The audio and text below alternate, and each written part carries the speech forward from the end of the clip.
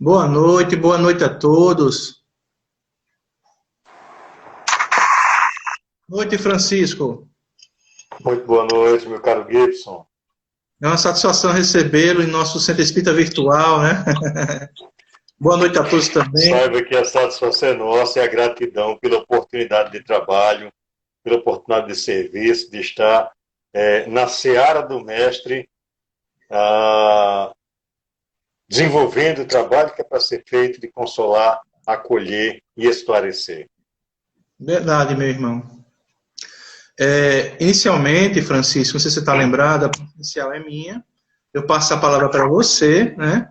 Depois, você vai fazer a prece final, depois da sua palestra, sua explanação, e a gente vai fazer os sorteios, tá certo? São 40 minutos. Então, deixa eu ver aqui. Quando faltar 5 minutos, eu te aviso, tá certo? Você pode registrar aí e contar o tempo também, se possível. Tá me ouvindo? Tá me ouvindo, Francisco? Sim, eu estou Pronto. ouvindo. Então, quando faltar 5 minutos, eu aviso, tá certo? Você também puder controlar o tempo. Então, vamos dar início agora, né? Eu vou fazer a prece inicial. Todos bem-vindos.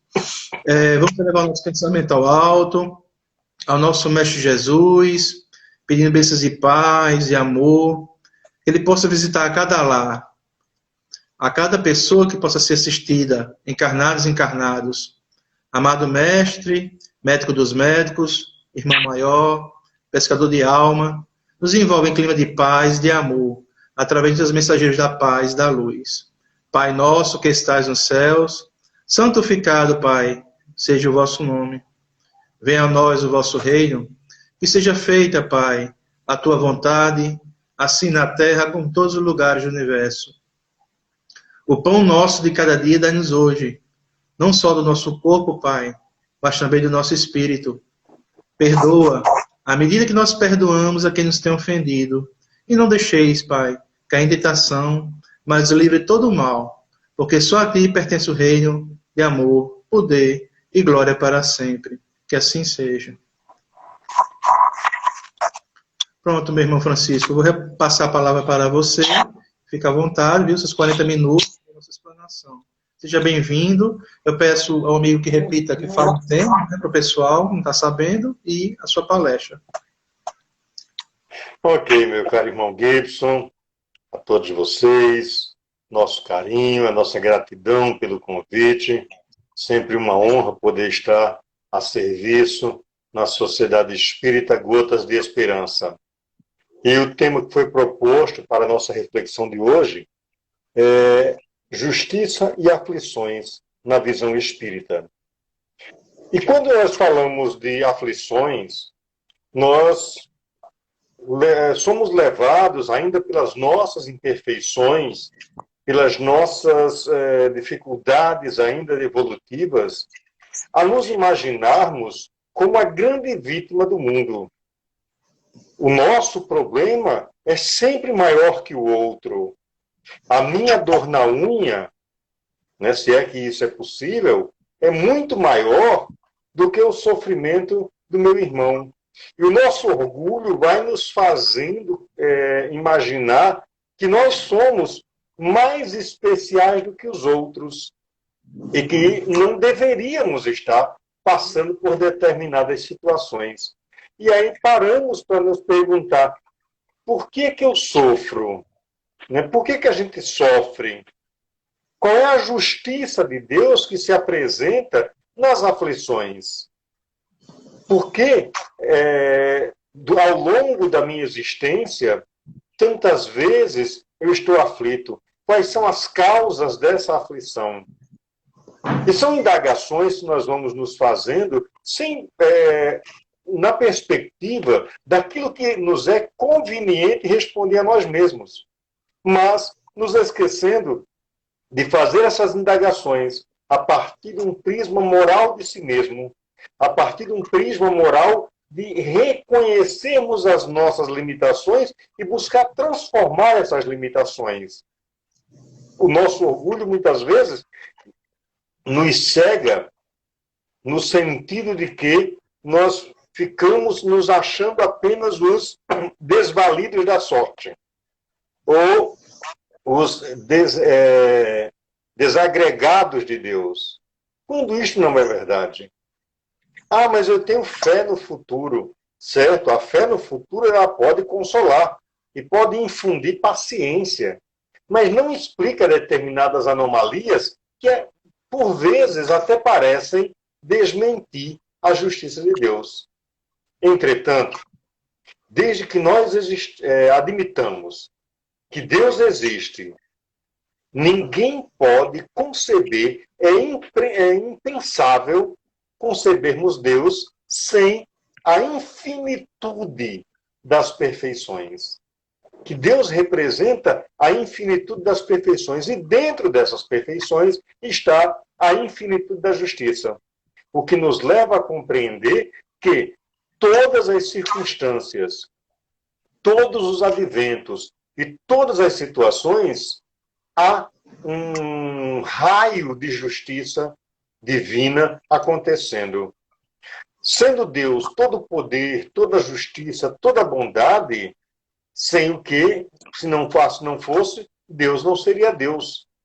Né? Se Deus é justo e bom, e aí muitas vezes nós vamos nos indagar, mas a doutrina espírita nos ensina que Deus é soberanamente justo e bom. Mas por que uns sofrem mais do que outros? Por que uns nascem na miséria total, falimentar, e outros na riqueza, sem haverem feito nada que justifique essa posição? Porque uns nada conseguem ao longo da existência, ao passo que outros tudo parece sorrir. As coisas acontecem de uma maneira tão fácil. O que explica isto? Por que o que menos se compreende é que bens e males são tão desigualmente repartidos entre os vícios e a virtude, e que os homens virtuosos sofram ao lado dos homens virtuosos, ao lado dos homens maus que prosperam.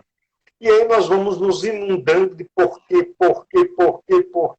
E são tantos porquês que somente a doutrina consoladora que nos é trazida pela espiritualidade, ordenada pelo Espírito de Verdade e pelo trabalho de Allan Kardec, vai nos dizer que em todas as circunstâncias, aí está a justiça de Deus. Né? Que aquelas famosas facilidades da vida, na verdade, tem muito a ver com o respeito que Deus tem com cada um de nós, com as nossas escolhas.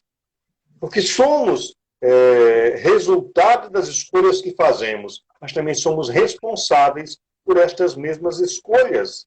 Então, quando lá no capítulo 5, no item 3 do Evangelho segundo o Espiritismo, vai nos dizer que as vicissitudes da vida devem ter uma causa, porque Deus é justo.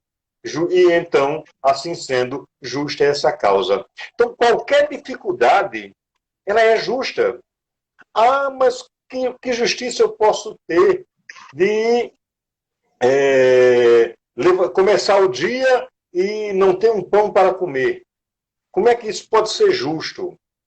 E eu lhe digo, que escolhas têm sido feitas por nós? Que tipo de atitude eu estou tendo no meu dia a dia que me leva a isso? Né? Mas há pessoas que nascem numa condição muito miserável, coisa e tal. É verdade. Onde é que está a justiça de Deus nisso? Se dali do lado tem uma pessoa que é egoísta, é orgulhosa, né, é discriminadora e vive bem. Bem, vamos botar entre aspas. Então, quando nós falamos da justiça das aflições, nós falamos de que a cada um segundo suas obras. Aquilo que muitas vezes hoje, na nossa limitação de enxergar e de compreender a vida como do berço ao túmulo, é um espaço limítrofe muito pequeno, acaba apagando ou isolando aquilo que nós fizemos anteriormente. E a doutrina espírita vem nos ensinar de que nós não somos um corpo que tem um espírito, mas nós somos um espírito que temporariamente está utilizando um corpo. E que este mesmo espírito já utilizou outros corpos anteriormente. E nessa utilização de outros corpos, este espírito, esse mesmo espírito que hoje anima este corpo aqui eu chamo de Costa, né? Que chamamos de Costa, aquele outro lá que chama-se Gibson, este mesmo espírito animou outros corpos, em outros nomes, em outros contextos, e fez escolhas. E aí, que escolhas foram essas? Daí a gente vai ver a questão da origem das aflições. Essas aflições estão muito colocadas e calcadas nas escolhas, na maioria das vezes, equivocadas que fizemos no passado. Quando nos ocupamos muito mais da vida do outro do que em procurar domar as nossas animalidades, em corrigir as nossas imperfeições. Nós estamos muito mais preocupados, quando estivemos muito mais preocupados, e muitas vezes ainda estamos nessa existência, em semear discórdia, em semear o ódio, motivado por questões as mais esdrúxulas possíveis. Nós vivemos agora um período, né, extremamente fértil para essa semeadura de discórdias. O período eleitoral é um período extremamente fértil e que nós, enquanto espíritos espíritas, precisamos e devemos ter uma preocupação enorme com o ensinamento de Jesus. Orai e vigiai sem cessar. É o orai para manter essa conexão com o mais alto. E o vigiai as nossas atitudes. Como é que eu estou agindo em relação ao meu irmão? Porque, e aí, tratando dessa questão desse período que nós estamos vivendo, né, do período eleitoral, nós vamos. Eu tenho uma preferência, Gibson tem outra, mas isso não nos coloca num campo de batalha. Pensamos diferentes e devemos nos respeitar, né? Quando nós não agimos com essa serenidade, com essa preocupação de enxergar primeiro o outro, para depois enxergar as suas concepções, quando não agimos dessa forma, nós vamos criando situações que vão nos gerando mal-estar moral. E esse mal-estar moral, quando não resolvido agora, será resolvido em algum tempo, né? Quando os homens caem por suas próprias escolhas. Eu ia dizer culpa, mas eu vou amenizar e dizer que nós caímos, nós falimos pelas escolhas equivocadas que fazemos. Quantas vezes nós somos vítimas da nossa própria imprevidência, do orgulho, da ambição. Quantas vezes nós somos desorganizados, efetivamente desorganizados no nosso dia a dia, né? Quantas uniões desgraçadas nós temos construído no nosso dia a dia, né? E o que eu chamo de uniões desgraçadas? Chamo daquelas uniões enfermiças, daquela, por exemplo, que você passa 10 anos da sua existência planejando como é que você vai se vingar de alguém, porque alguém disse que você era feio, né? E aí você jogou 10 anos da sua vida fora, porque você esqueceu de viver. Você esqueceu de construir um novo patamar para o seu viver. Você esqueceu de construir um novo contexto, uma nova realidade para buscar viver em função de uma outra pessoa que está vivendo normalmente. Então, meus irmãos, quando nós jogamos na conta de Deus a culpa pelos nossos sofrimentos, nós estamos cometendo uma grande injustiça, um grande erro. Porque, na verdade, a culpa não é de Deus. Deus nos possibilitou todas as ferramentas, todos os elementos, todos os contextos, para que nós pudéssemos ser melhores, para que nós fizéssemos as melhores escolhas. Nós é que muitas vezes, pensando apenas na materialidade, no imediatismo do dinheiro, no imediatismo do eu quero e tem que ser agora, no orgulho que me coloca numa condição, só na minha cabeça, lógico, acima do outro, me faz melhor que o outro, e vamos construindo essas relações enfermiças, né? E aí, essas relações enfermiças vão trazendo para nós, né, uma realidade de muita dureza, de sofrimento, que a gente começa a se bater a mão na cabeça, na consciência, a consciência está lá nos cobrando melhores atitudes, e nós estamos ainda patinando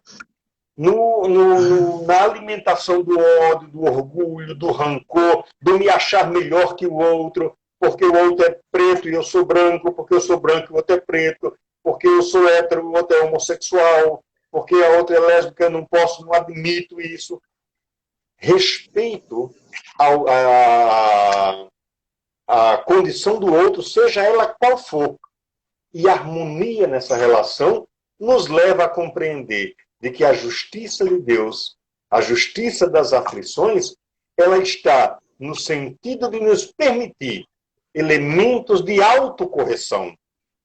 Deus nos ama tanto que em momento algum ele deixa de nos fornecer meios para que nós possamos sempre, sempre nos burilarmos. Nós ainda somos aquela pedra bruta, né? Com necessidade de autoburilamento. Quando nós jogamos na conta de alguém, ou transferimos a outrem a responsabilidade pela nossa transformação, ela não vai acontecer. Eu vou me livrar das minhas aflições porque tem ali uma determinada religião que eu vou lá, deixo lá um saco de dinheiro, compro lá um feijãozinho, um álcoolzinho, uma águazinha, não sei de onde, e vai resolver minha vida. Não vai. Porque o resolver, tá, bote aspas, passa necessariamente pela transformação moral que cada um deve fazer. Passa necessariamente por compreender as nossas limitações, as nossas imperfeições e buscar corrigi-las a partir de um modelo primeiro, chamado Jesus. Então, mas eu falei aqui, por exemplo, das causas anteriores, o que me fez, o que eu fiz lá atrás que me leva a sofrer hoje. Mas o que é que eu faço hoje que me leva ao sofrimento também, me leva a ter aflição? É uma reflexão que nós precisamos fazer todos os dias, a cada instante. O que é que eu estou fazendo? Como é que eu estou enxergando o meu irmão? Como é que eu estou enxergando o meu próximo? Eu estou enxergando realmente ele como um próximo ou estou me fazendo adversário? Quem é adversário? É adversário por alguma razão, muitas vezes mesquinha. E essas razões, muitas vezes, nos levam ao distanciamento. Só que aí a gente para e pensa, poxa, fulano está tão distante. E a culpa nunca é nossa. A gente nunca reconhece as nossas limitações para ter causado o afastamento do outro. E mais ainda, reconheci, não, o afastamento não foi meu. A culpa não foi minha, eu não fiz nada. A gente se coloca na condição do imaculado. Mas independente disso, quer se livrar dessa aflição, de ter alguém muito caro, muito querido, que se afasta, que se isola, que se aparta de você, vai em busca. Busca a pessoa, busca conversar, busca conhecer as causas. Não, mas aí eu vou aparecer como um covarde, como um fraco, como isso. E aí nós vamos colocando em nós determinados conceitos e vestindo as roupas do orgulho, né? Vamos vestindo as roupas da maledicência, muitas vezes, não nos permitindo resolver uma situação que rapidamente poderia ser resolvida. Mas ele não vai aceitar. Sim, mas aí o problema não é seu, é dele, você fez a sua parte. Eu vivi, há alguns anos atrás, uma situação bastante complicada, né? E eu digo que foi a situação que mais me ensinou nesta existência, que mais me possibilitou crescer enquanto ser, enquanto espírito. E, passado a situação, o grande bolo da situação, né? Todo o sofrimento, todas as aflições, e aí eu fui compreender de que aquela situação nada mais tinha sido que a oportunidade que Deus tinha me dado para corrigir um bocado de bobagem que eu tinha feito. Mas precisou que eu reconhecesse, primeiro, que aquela aflição havia sido causada por mim mesmo. Por botar na cabeça, eu botar como frente aquela história de que os fins justificam os meios. Não, os fins não justificam os meios. Né? Mas eu tive que apanhar para aprender. E apanhar moralmente, é óbvio. Né?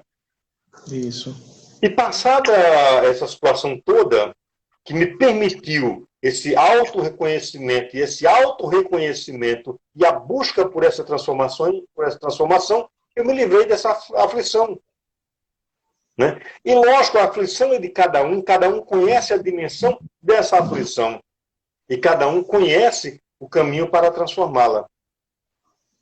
E talvez, e aí, uma das pessoas que fizeram parte desse ensinamento, que eu sou muito grato a Deus por este ensinamento, né? Eu procurei a pessoa, na maior humildade, e aí foi a grande lição que Deus me deu de o que é ser humilde. Muitas vezes nós pensamos que ser humilde é ser desprovido de material. Não, ser humilde é ser desprovido de orgulho. É ser desprovido de egoísmo. É de reconhecer-se limitado ou potencializado exatamente igual o outro é. Então eu procurei essa pessoa e lhe perguntei, posso lhe dar um abraço? E a pessoa meio que esquerda, pode. Sabe aquele pode assim, pode que não pode? Mas mesmo assim, eu fui lá e dei aquele abraço muito carinhoso, de gratidão mesmo. Eu fiz a minha parte. Se a outra pessoa correspondeu ou não, é um problema que já não me cabe. É um problema que a outra pessoa precisa resolver. Mas eu preciso resolver a minha parte. Né? E isso me fez um bem, e me faz um bem até hoje. Cada vez que eu lembro dessa situação, e eu consigo dizer, obrigado, Deus, porque eu aprendi o quanto as nossas escolhas podem nos trazer a felicidade ou a aflição. E a escolha está em nossas mãos. Sou eu que determino se vou querer a felicidade que Deus me oferta ou se a aflição que eu construo.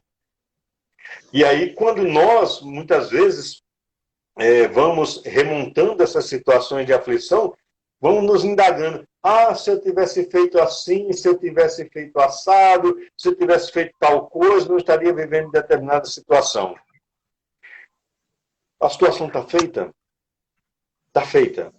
O fato não se apaga, não deixa de existir, mas ele pode ser corrigido. Então, e eu contei essa história para dizer exatamente isso. E é uma história mesmo, não é história mesmo, é real. Tá? Para dizer o seguinte, se eu tivesse feito assim, não estaria passando por isso. Mas eu lhe digo, não importa se tivesse feito, a pergunta é, o que eu posso fazer a partir de agora?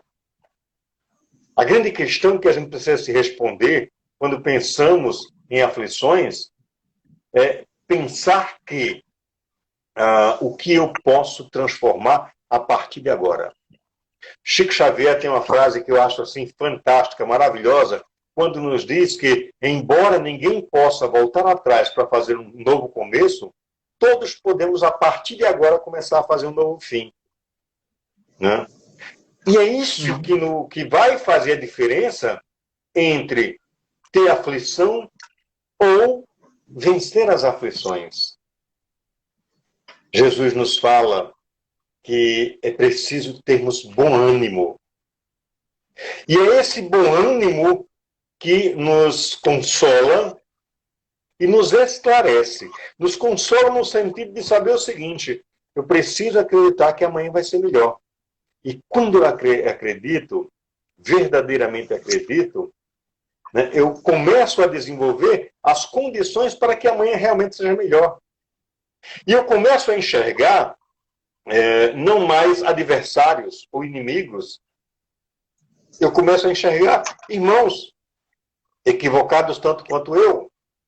Eu começo a enxergar oportunidades que muitas vezes eu tinha fechado os olhos. Há males nessa vida cuja causa primária é o próprio homem. Somos nós mesmos.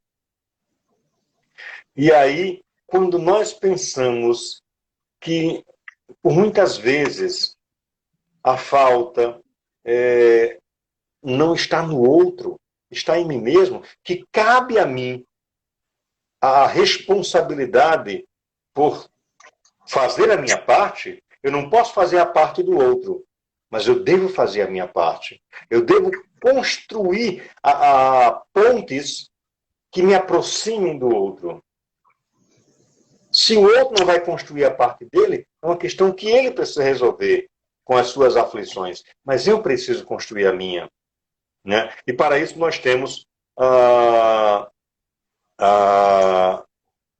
o esclarecimento que a doutrina espírita nos traz. Então, a doutrina espírita nos traz a ideia de que a justiça das aflições, ela reside na possibilidade que eu tenho de resgatar equívocos que eu cometi. Ah, não, hoje eu estou pagando pelo erro, a história do pecado original, por exemplo, né? Eu sou responsável pelos erros de Adão e Eva, do meu pai e da minha mãe. Que erro? Não, eu sou responsável pelas minhas atitudes. Eu preciso resolver as minhas atitudes. E com o meu exemplo, auxiliar na transformação do meu irmão. Eu sempre costumo dizer, e faço questão de dizer isso, de que Jesus nunca escreveu livro, nunca escreveu manual, nunca escreveu coisa alguma. O único registro que nós temos de Jesus escrevendo alguma coisa é naquele dia que ele trazem uma mulher pega em adultério. Né? Ele está escrevendo na areia. Mas mesmo assim, 2000 anos depois, nós continuamos falando em Jesus, crendo em Jesus, buscando seguir o seu exemplo moral, buscando caminhar nos seus passos, nos seus ensinamentos. Por que isso? Nós não lembramos, por exemplo, a gente só lembra que existiu Pilatos quando chega a Semana Santa, né? Porque aí tem toda aquela história de repassar o filme, de contar a história. Bom, a gente só lembra desse povo, Pilatos, Caifás, Anás, Judas e tal. Desculpem. Mas de Jesus a gente lembra direto, constante. Por quê?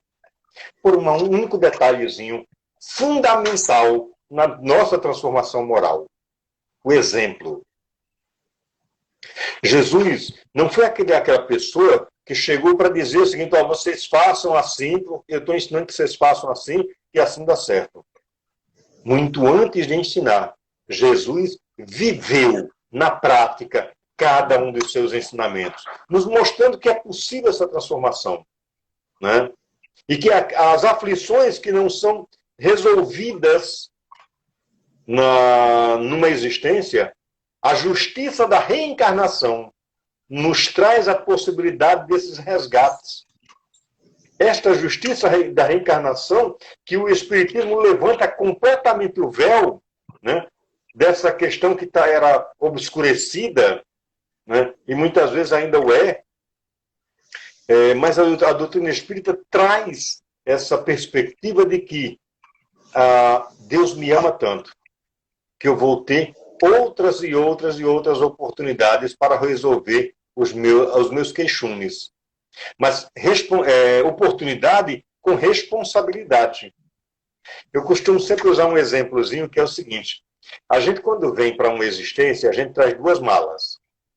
A mala da intelectualidade e a mala da moralidade. Geralmente, a da intelectualidade a gente começa a encher, e encher bem. Aí a da moralidade fica lá embaixo. E muitas vezes, nós, nessa perspectiva, vamos ficando assim, olha, capenga. Porque a mala da moralidade está tão levinha que fica lá em cima. E a da intelectualidade lá embaixo, pesada. E qual é o nosso grande propósito? Equilibrar essas duas malas. E aí vamos observando que na reencarnação, Deus me permite o corrigir os erros, mas eu preciso corrigir os erros que eu já cometi no passado, mas também viver as experiências de aprendizagem dessa. Então, o fardo ainda fica mais pesado. Mas foi Deus que me impôs isso? Não. Fui eu que fui imprevidente. Fui eu que fui invigilante e não busquei conduzir o meu fazer. Então, meus queridos, é interessante observar que muitas vezes nós classificamos as coisas como sofrimentos. Eu sofro muito, né? Eu sofro tanto. E quando nós passamos a enxergar que, na verdade, ninguém sofre, nós passamos a compreender que o sofrimento, e eu vou botar entre aspas, é, na verdade, uma grande dádiva de amor, um grande presente de amor para a nossa aprendizagem, a gente começa a ver o seguinte, que o sofrimento não é para sofrer, que a gente não sofre, a gente aprende com os nossos próprios erros. Né? Então, nós vamos observando que se eu sofro, e se eu tiver o cuidado e a responsabilidade de observar como sofro, dali eu tiro um exemplo, dali eu tiro um ensino. Divaldo passou um período que sofria muito com angina, né? Divaldo Pereira Franco. Então ele sofria muito com crises de anginas lancinantes. E Joana, um dia, a Joana, que é a mentora de Divaldo, mandou ele para o espelho e perguntar o que essa doença quer me ensinar. Né? E Divaldo precisava resolver algumas questões. E aí é um exemplo interessante, porque a gente também pode fazer isso. O que esta situação que eu estou vivendo pode me ensinar? O que eu tenho a aprender com esta situação? Então, nós vamos observando que o sofrer, na verdade, não é sofrer. E quando nós não encaramos o sofrimento como sofrimento, nós encaramos a vida com muito mais leveza, com muito mais tranquilidade, com muito mais serenidade. Nós conseguimos ver e antever soluções muito fáceis, muito rápidas, né? E soluções responsáveis. Mas quando a gente fica naquela coisa, eu estou sofrendo, meu Deus do céu, não sei o que. Aí calma, respira, vamos reconstruir. Temos aflições? Sim, temos. E que bom que temos aflições. Jesus vai nos dizer, felizes os aflitos, porque serão consolados. Está lá em Mateus, capítulo 5, versículo 5. Por que, então, ser felizes os aflitos? Mas são os aflitos que sabem ser aflitos. É o aflito que compreende a sua aflição como uma oportunidade de autotransformação, como uma oportunidade de modificação de suas atitudes. Ah, então, Costa, tem que virar santo nessa existência? Não. Mas é preciso dar o primeiro passo hoje. O segundo amanhã. E depois de amanhã mais um. E nunca parar de estar caminhando na direção do bem. Jesus sempre reconheceu a enormidade de dores que o mundo tem. Jesus nunca negou que nós vivemos num mundo de provas e expiações, onde a dor e o sofrimento ainda é real. Mas essa dor real, ela é dor se eu quiser que ela seja. Se eu a encaro como oportunidade de aprendizagem e de autotransformação, eu começo a encontrar outras possibilidades, outros caminhos para deixarmos isso que nós chamamos de sofrer, de doença, coisa e tal, para compreendermos que somos todos espíritos a caminho de uma transformação. E assim, meus queridos, para encerrar este momento, eu gostaria de trazer uma poesia de um autor que eu assim, gosto por demais, um autor espiritual chamado Cassimiro Cunha. E Cassimiro Cunha, numa poesia chamada Apartes, vai nos dizer que não esqueças que o silêncio, vitória e virtude encerra. Vencer sobre a própria língua é mais que vencer a guerra. Aprende a buscar proveito nas sombras da tua dor. Muita vez, do esterco imundo, a planta retira a flor. Mal vai se a louca ambição é o gênio com que te isolas. Quem muita estima demanda, acaba pedindo esmolas. Esforça-te a prol do bem e terás horas tranquilas. O Senhor espalha as nozes, mas o homem é quem deve abri-las.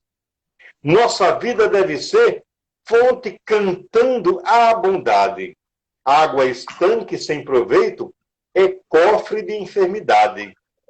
Trabalha constantemente se procuras luz e paz. O tédio é chaga invisível daquele que nada faz. Voa o tempo, como o vento, dia a dia, hora por hora. Se queres felicidade, faz o bem aqui e agora. Essa é a nossa missão, fazer o bem aqui e agora. E aí experimentaremos efetivamente e veremos e compreenderemos o quanto a justiça se opera nas aflições como transformação de amor e paz. Muita paz, muita luz, que Jesus nos abençoe. Belo poema, irmão. Belíssimo poema, viu? Gostei muito. Para quem não conhece, Francisco Costa é nosso instrutor do EG 1 da nossa casa, da Sociedade Espírita Gosto e Esperança, né? É um grande colaborador, nosso irmão, né? E ele hoje foi convidado, porque a nossa escala nós programamos para o ano todo, né? E hoje ele foi convidado, vou convidar mais uma vez, se Deus quiser, presencial, para ele repetir esse tema, viu? Foi maravilhoso, edificante, viu? Parabéns, meu irmão, tá certo? Então, eu passo a você, Francisco, nossa prece final, e depois nosso sorteio, e vou explicar direitinho como vai funcionar, tá ok, gente? Pode fazer sua prece, irmão. Então, meus irmãos, elevemos nosso coração em prece, rogando do fundo da nossa alma, elevando a nossa gratidão a Deus, Pai Todo-Poderoso, Criador, causa primeira de todas as coisas. A Jesus, esse irmão amigo, guia, modelo das nossas vidas. A Ismael, esse espírito benévolo que cuida do Brasil.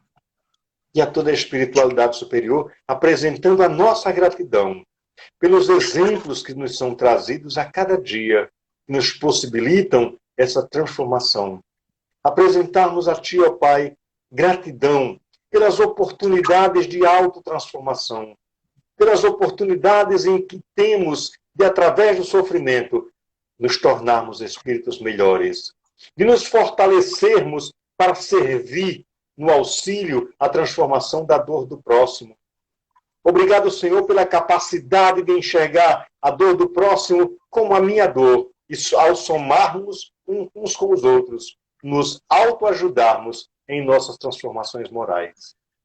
Obrigado, Senhor, porque em cada instante encontramos em Ti, encontramos no Teu amor o remédio benévolo que transforma os nossos corações e que nos permite evoluir e nos melhorarmos pelos nossos méritos, pelos nossos esforços, compreendendo que somos espíritos a caminho da evolução. Por fim, como espíritos imperfeitos que ainda somos, rogamos de Ti, ó Pai, o cadinho de amor que nos envolve e nos fortalece para seguirmos em frente, compreendendo que na mais profunda aflição há a justiça do que eu já fiz do que eu preciso fazer para me tornar um espírito melhor. A tua bênção, o teu amor, o teu amparo a todos nós, todos os nossos familiares, a nossa cidade, ao nosso planeta, a cada um, a cada espírito encarnado ou desencarnado, ainda carente de evoluir para compreender a grande justiça de que há de ti, ó Pai, em cada ato, em cada ação, e que tem como foco final a minha transformação, a nossa transformação, a transformação coletiva que nos leva a ser pessoas cada vez melhores.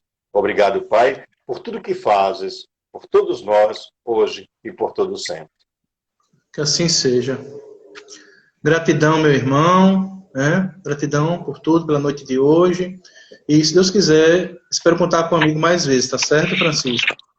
Agora, gente, Conte conosco sempre, meu amigo. Conte conosco sempre.